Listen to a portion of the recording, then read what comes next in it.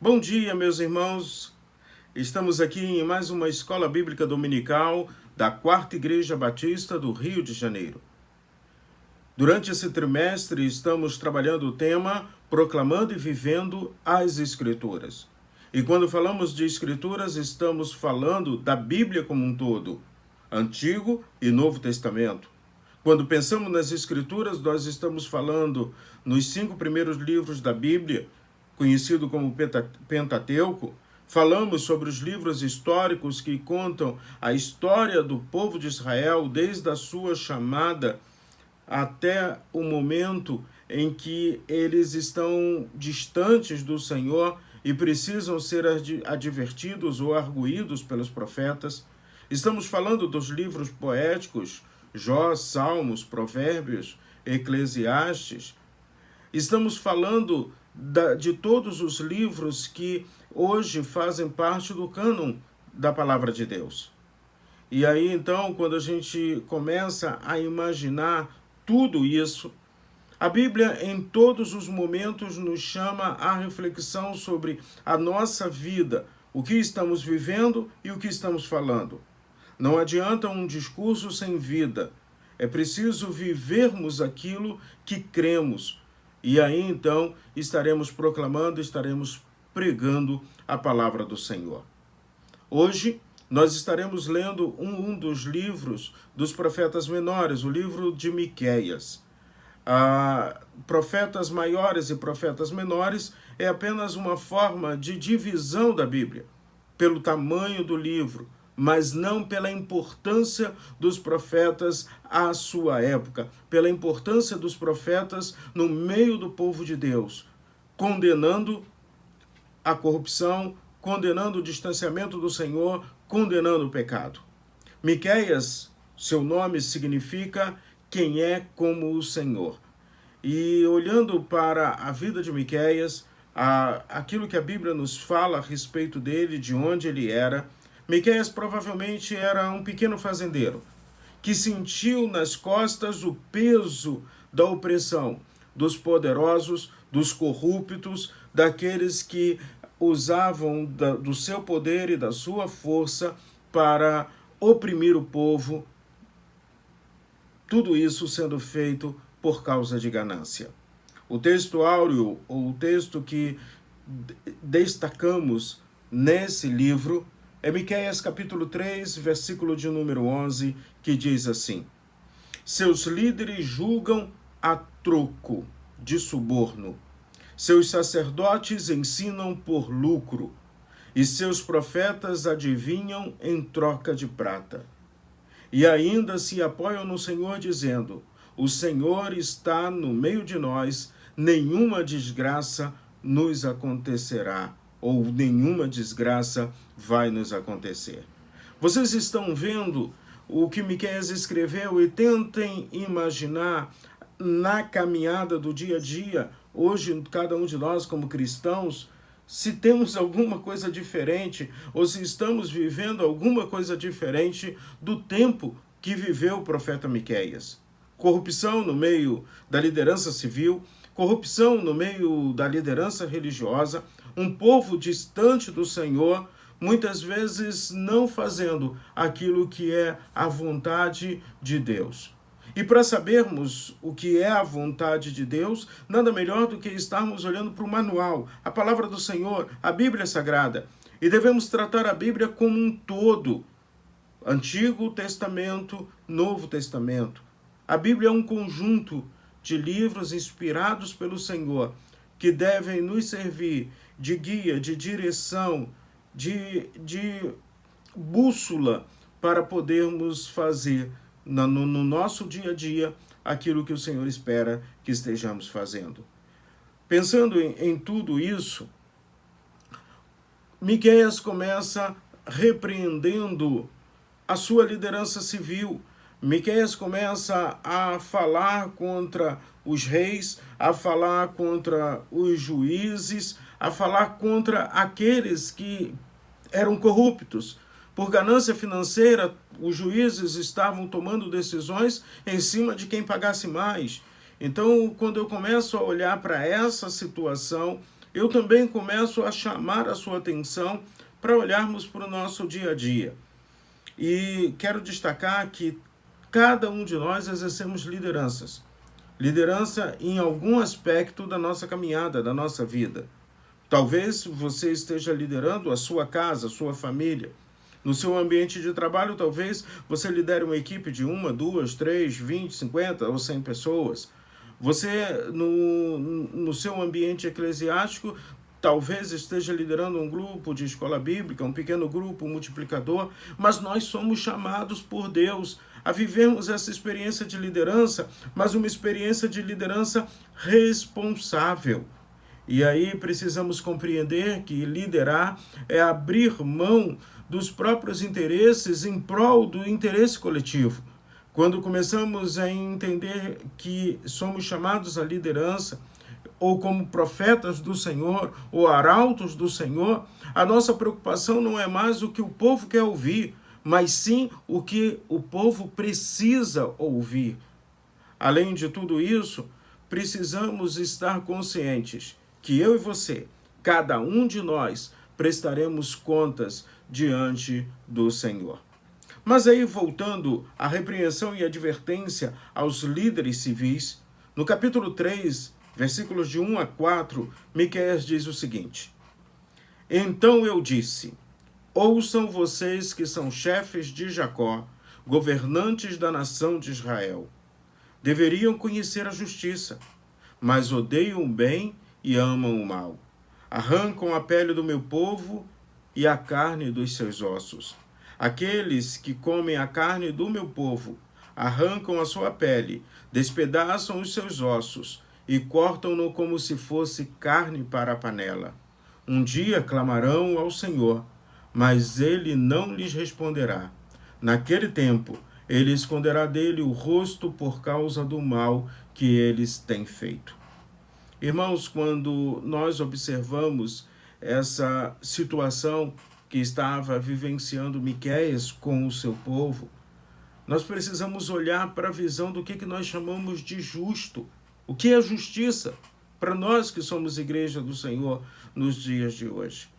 O que estamos considerando como justo na nossa caminhada? Precisamos deixar de olhar para o interesse pessoal e começarmos a focar para o interesse da justiça. E justiça é algo que vem de Deus. Justiça é a maneira como Deus olha para mim e olha para você. Justiça está intimamente ligada à equidade, à igualdade. Nós somos criaturas do Senhor, nós fomos criados por Deus, nós somos amados por Deus, todos nós somos especiais para Deus. Deus nos trata na nossa singularidade, na nossa particularidade. Deus olha para cada uma das pessoas que habitam nessa terra, que habitam nesse mundo, como filhos seus, desde que reconheçam que Jesus Cristo é Senhor e Salvador das suas vidas. O povo de Judá, o povo de Israel, se consideravam os melhores em relação aos outros povos. E entre eles mesmos eram arrogantes, prepotentes. E para eles o mais importante não era a justiça, mas o quanto eles estavam ganhando naquilo que eles estavam fazendo. Ou seja, nós tínhamos em Israel uma liderança civil extremamente corrupta. Ou seja, o profeta diz que eles não conheciam a justiça, eles odiavam o bem, amavam o mal e exploravam o seu povo. Você já começou a imaginar como é que está o nosso padrão de justiça como sociedade? Como é que está o nosso padrão de justiça se pensássemos um pouquinho como o Brasil, como Estado do Rio de Janeiro, ou cidade do Rio de Janeiro? E eu não estou falando da justiça, o aspecto jurídico do fato, ou da justiça falando de tribunal. Eu estou falando de justiça dentro da perspectiva de que cada um de nós temos responsabilidade quanto a isso. Eu estou falando de justiça, inclusive dentro da perspectiva da justiça social. E quando eu começo a pensar na justiça social, eu não estou falando tirar de quem tem para dar para quem não tem, não. Eu estou falando de justiça social, dando oportunidade para que todos possam ter acesso àquilo que é público, aquilo que nós estamos ou temos a obrigação de fazer como pessoa pública também. Então, se você conhece ou está vendo injustiça, que se proponha a lutar contra isso. Nessa semana, aqui na cidade do Rio de Janeiro, tivemos um fato extremamente triste, terrível. O ser humano não sendo tratado como ser humano. Uma pessoa em situação de rua entra numa padaria pedindo ajuda e tem um mal súbito e morre ali. O proprietário daquele estabelecimento cobre o corpo com sacos pretos, sacos usados para colocar em lixo. E as pessoas estão sentadas nas mesas tomando seu café como se nada tivesse acontecido naquele lugar. Até que o veículo viesse recolher aquele corpo. Uma situação triste, mas logo depois tomei conhecimento de um outro fato. O corpo estava no Instituto Médico Legal, aguardando reconhecimento, aguardando documentação para enterro, e um grupo de pessoas que entendem o que significa justiça, amor, dignidade, se juntaram e providenciaram e deram um enterro digno para aquele homem, trazendo um pouco de paz e tranquilidade para sua família. Isso é fazer justiça. Isso é se colocar à disposição de Deus para que coisas boas aconteçam na vida daqueles que estão sofrendo. No caso, o homem já estava morto, mas a família daquele homem ainda estava sofrendo. E sofrendo porque muitas vezes o Estado não está cumprindo a sua responsabilidade, não está exercendo o seu poder de fazer justiça. Então, que possamos condenar a liderança civil que não está fazendo justiça. E que sejamos conscientes, porque o meu padrão de justiça está na palavra do Senhor, está na Bíblia Sagrada. O meu padrão de justiça é o padrão de justiça de Deus. É assim que devemos pensar. Miqueias também repreende e traz sérias advertências à liderança religiosa. E para Israel nós temos dois grupos de líderes religiosos. Os sacerdotes e também nós temos os profetas. E tanto os sacerdotes quanto os profetas, eles não estavam ensinando o que Deus mandou ensinar. Eles estavam ensinando segundo os seus interesses. Eles não estavam ensinando a verdade, a palavra de Deus. Eles estavam distorcendo a palavra do Senhor diante dos seus próprios interesses pessoais. Eles estavam caminhando distante do Senhor, quando, na verdade, eles eram líderes que precisavam estar mostrando para o povo o seu pecado, a vontade de Deus e as escolhas corretas que o povo precisava fazer diante do Senhor. Miqueias enfatiza no capítulo 3, no verso 11, que esses profetas e sacerdotes estavam simplesmente fazendo isso em busca de lucro, em busca da troca da prata. Ou seja, os interesses financeiros estavam muito acima do interesse daquilo que era a vontade e o propósito do Senhor. Então, quando eu começo a olhar essa situação, eu fico imaginando, estamos diferentes dos dias de Miqueias? Estamos diferentes dos dias em que Miqueias estava profetizando contra sacerdotes e profetas? Ah, pastor, mas hoje nós não temos sacerdotes. E a visão de profeta é aquilo que a Bíblia diz. Mas quando nós olhamos para os ensinamentos de Jesus, quando olhamos para as cartas do Novo Testamento, os evangelhos, nós entendemos que o acesso a Deus está liberado. Todos nós, filhos de Deus, crentes em Cristo Jesus, temos acesso direto ao Senhor. Então não existe mais aquele sacerdote do Antigo Testamento, mas hoje existe o sacerdócio universal de cada crente. Um dos pilares da reforma protestante, o acesso direto ao Senhor. E esse acesso direto ao Senhor nos dá o privilégio de exercermos a função profética desse mundo, sermos profetas de Deus nesse mundo, condenando o pecado. E muitas vezes nós temos nos omitido diante dessa realidade. E o pior de tudo, estamos caminhando para uma visão querendo ser um crente legal, gente boa, que não incomoda, que não atrapalha, que tenta justificar pecado ou contextualizar pecado, dizendo que os tempos são outros, que as coisas mudaram. Irmãos, o próprio Jesus disse que passará os céus e a terra, mas a sua palavra jamais haverá de passar. Jesus condenou os pecados que estavam sendo cometidos pela liderança religiosa da sua época. Quando nós observamos a palavra do Senhor, nós podemos ver os profetas condenando o pecado da liderança religiosa. Alguns por omissão, por deixarem de falar aquilo que Deus espera que estejamos falando. Outros por corrupção, falando o que o povo gostaria de ouvir, em busca de moedas, em busca de dinheiro, em busca de prestígio. Então, quando eu vejo no livro de Miqueias esse profeta condenando ou chamando a atenção de sacerdotes e profetas, que nós, pastores, não caiamos nessa moda, nesse jeito novo de ser líder religioso no contexto da Igreja de Cristo. Pelo contrário, que continuemos falando de pecado, parece que está proibido falar pecado, não é politicamente correto. Que continuemos em amor condenando o pecado.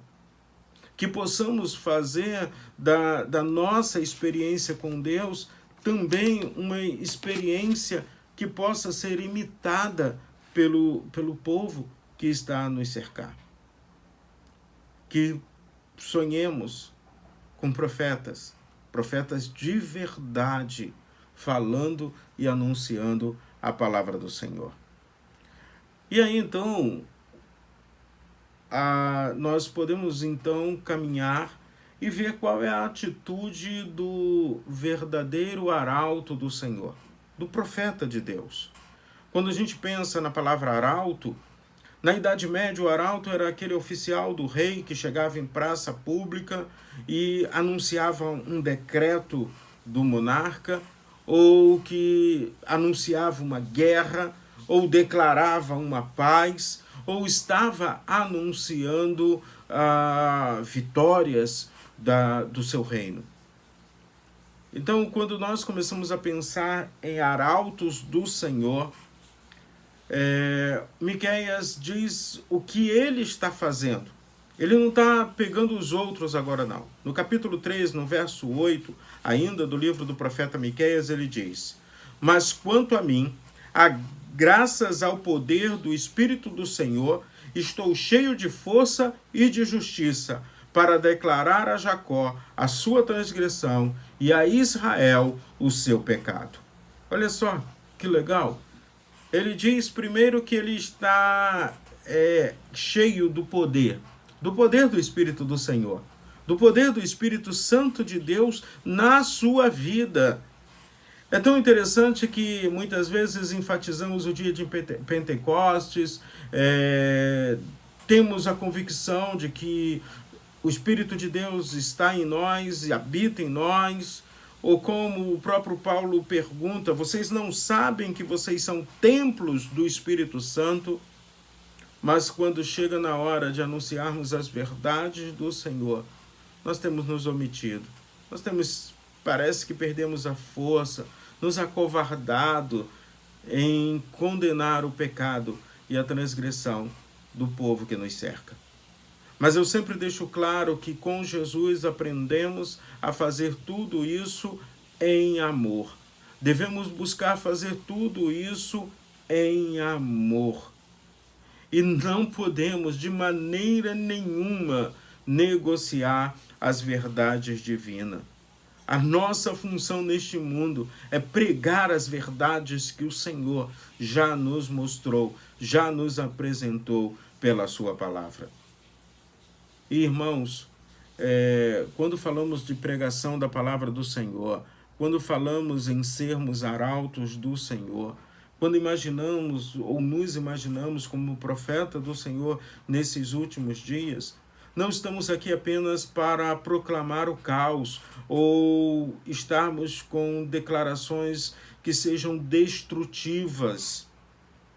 Miqueias condena, Miqueias critica as ações da liderança e a forma como o povo também está se comportando. Mas depois de tudo isso, no capítulo 4, Miqueias começa a mostrar a restauração e a bênção do Senhor para o seu povo. Mesmo em meio ao caos, há restauração. E isso precisamos estar conscientes e precisamos caminhar com isso.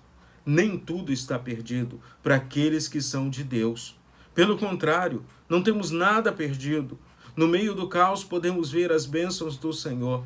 No meio do caos a gente pode observar a grandeza do Senhor. No meio do caos eu posso ter a convicção de que Deus é Deus e que, independente das circunstâncias, Ele não me abandona, Ele não me desampara. Lá no capítulo 4, nos versos 1 e verso 2, diz assim: nos últimos dias acontecerá que o monte do templo do Senhor será estabelecido como o principal entre os montes, e se elevará acima das colinas, e os povos a ele acorrerão. Muitas nações virão dizendo: venham, subamos ao monte do Senhor, ao templo do Deus de Jacó. Ele nos ensinará os seus caminhos para que andemos nas suas veredas, pois a lei virá de Sião, a palavra do Senhor de Jerusalém. Não precisamos, no meio do caos, ficarmos desesperados. O Senhor há de restaurar tudo aquilo que muitas vezes nós mesmos não percebemos, mas que precisa ser restaurado. As promessas do Senhor, elas são vivas, elas são verdadeiras. Agora estamos vivendo em meio a um caos. Caos na política, caos na moral, caos na religiosidade do povo, caos na saúde pública, caos na economia, mas como povo de Deus, continuamos firmes, crendo na misericórdia do Senhor. E mesmo que passemos por tantas dificuldades no nosso dia a dia, tenha uma certeza. Miqueias fala da restauração na perspectiva daquele momento local, mas ele fala também da restauração da promessa do Senhor para a eternidade. Quando nós estaremos diante do Senhor, num lugar que não haverá sofrimento, tristeza, choro, mas a alegria de vivermos eternamente com o Senhor. Então, como profetas do Senhor, como arautos do Senhor, que estejamos tomando cuidado se exercemos uma liderança civil para não sermos corruptos, como aqueles que muitas vezes estão sendo. Se exercemos liderança religiosa, que tenhamos o cuidado também de não sermos corruptos, interesseiros, mas pelo contrário, que possamos anunciar a verdade do Senhor para os dias em que estamos vivendo. E independente de qualquer coisa, saibamos que a bênção do Senhor é sempre presente no meio do seu povo, mesmo em meio ao caos. Eu quero concluir nessa manhã repetindo o texto que foi escolhido como o texto áureo do estudo de hoje e chamando a sua atenção para esse texto, para que nós, como igreja do Senhor hoje, que recebemos a missão de fazermos discípulo, a nossa missão é fazer discípulo, E para fazer discípulo, precisa haver completa integração entre o meu discurso, aquilo que eu falo, e aquilo que eu vivo. Então, o Senhor da igreja chamou a sua igreja para fazer discípulo. O Senhor da igreja chama os seus discípulos, eu e você, para estarmos fazendo discípulos. Em meio à corrupção e à injustiça na liderança, muitas vezes fica difícil fazer discípulo, mas eu quero te convidar a mudarmos essa história. Tem um discurso que eu tenho dito que é do cão, quando as pessoas dizem assim, não olha para mim não, olha para Jesus. Não, olha para mim, porque você precisa ver Jesus através de mim. Finalizando então, Miqueias capítulo 3, verso 11. Seus líderes julgam a troco de suborno, seus sacerdotes ensinam por lucro, e seus profetas adivinham em troca de prata. E ainda se apoiam no Senhor dizendo, o Senhor está no meio de nós, nenhuma desgraça vai nos acontecer. Será verdade que o Senhor está no meio daqueles que são corruptos, quer seja na liderança civil, quer seja na liderança religiosa, quer seja na igreja? Muitas vezes estão se falando em nome do Senhor, estão se proclamando em nome do Senhor, mas o Senhor está completamente distante de tudo isso. Então, que possamos nos aproximar de Deus, que sejamos instrumento nas mãos do Senhor e cheios do poder do Espírito Santo de Deus em nossas vidas, sejamos aqueles que estarão sendo fortalecidos no Senhor e fortalecidos no Senhor, possamos estar declarando a transgressão e o pecado do povo que nos cerca, apresentando a esperança viva, a esperança que não nos decepciona, a esperança que é Jesus Cristo, o Senhor. Que Deus nos abençoe. Amém.